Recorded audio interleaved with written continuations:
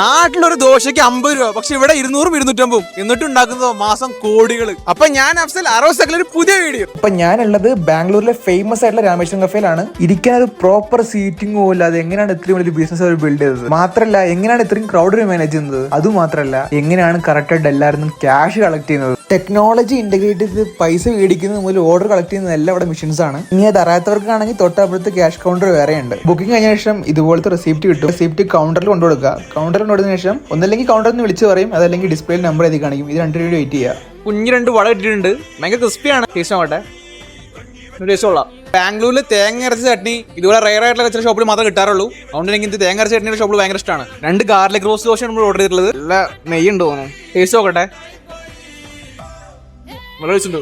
അപ്പോൾ ദോശ കഴിച്ചു കഴിഞ്ഞു. ദോശ ഇഷ്ടപ്പെടുന്ന ഫ്രണ്ട്സിന് വീഡിയോ അയച്ചു കൊടുക്കുക. പിന്നെ ഇവിടെ നിങ്ങൾ ദോശ കഴിച്ചിട്ടുള്ള ആൾക്കാരാണെന്നുണ്ടെങ്കിൽ നിങ്ങളുടെ അഭിപ്രായത്തിൽ കമന്റ് ചെയ്യുക. ഇതുപോലത്തെ കിടിലൻ വീഡിയോസിന് അക്കൗണ്ട് ഫോളോ ചെയ്യുക. അപ്പോൾ അടുത്ത വീഡിയോ കാണാം. ബൈ.